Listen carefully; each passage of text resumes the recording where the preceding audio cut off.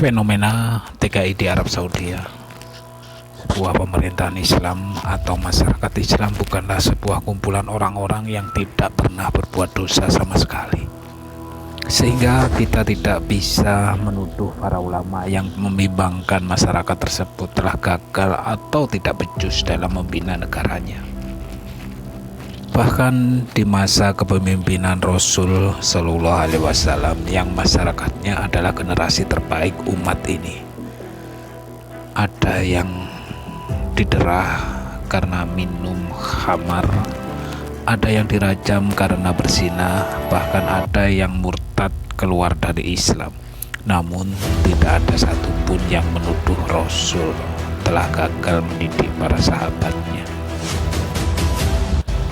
karena memang tidak ada satupun manusia yang terjaga dari kesalahan selain para nabi dan rasul.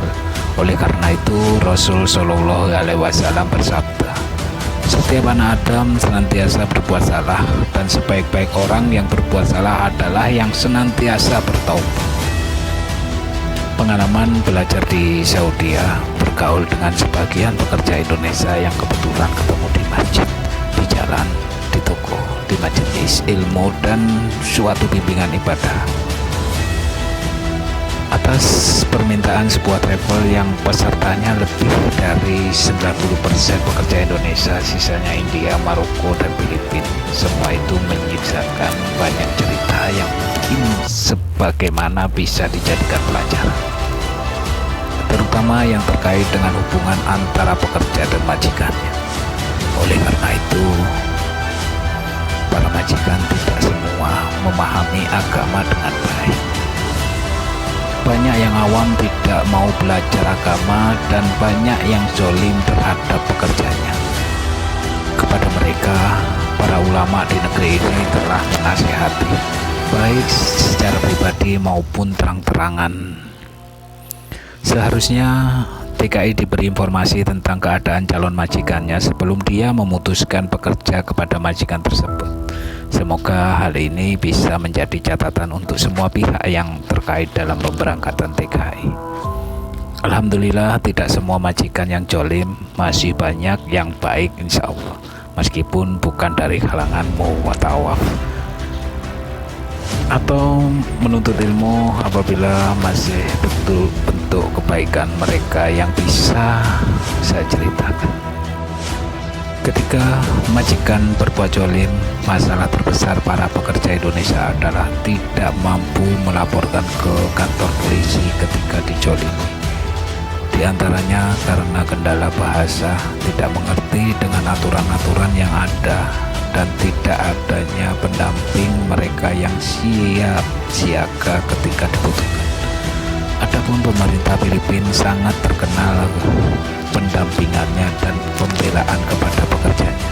Jika ada masalah yang terjadi pada pekerjanya, mereka akan langsung turun ke lokasi dan menggunakan kekuatan diplomasinya untuk menekan pemerintah Saudi agar memproses menurut hukum yang berlaku, sehingga jarang terdengar ada masalah antara majikan dan pekerjanya Filipina.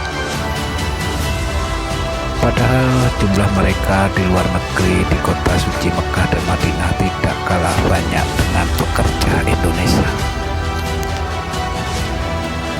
Masalah terbesar dari sisi syariat adalah datangnya para pekerja wanita TKW tanpa disertai mahram atau suami. Hampir semua masalah terjadi pada TKW yang tidak bersama suaminya atau mahramnya.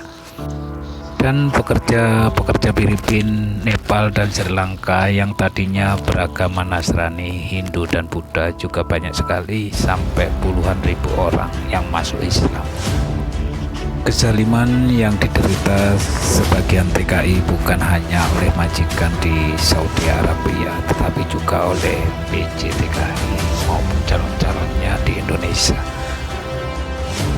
Aku pernah menyaksikan sendiri bagaimana para TKI ini dibentak-bentak dan diperlakukan tidak seperti manusia di tempat penampungan TKI di Jakarta. Bahkan ketika sudah bekerja di Arab Saudi sebagai TKI, masih diwajibkan mengirim sejumlah uang setiap bulan kepada calon-calon di Indonesia. Kami menghimbau kepada semua pihak yang terkait dalam pemberangkatan TKI, termasuk ke keluarga para TKI atau yang diberi amanah oleh pemerintah untuk mengurus TKI di Saudi maupun di negara lain, hendaklah bertakwa kepada Allah Ta'ala. Janganlah mengirim sa'i tanpa suaminya, dan hendaklah melaksanakan tugas pembelaan dan pengurusan TKI sesuai amanah pemerintah. Ingatlah pertanggungjawabannya kelak di akhirat. Beginilah catatan kami dari TKI Arab Saudi. Assalamualaikum warahmatullahi wabarakatuh.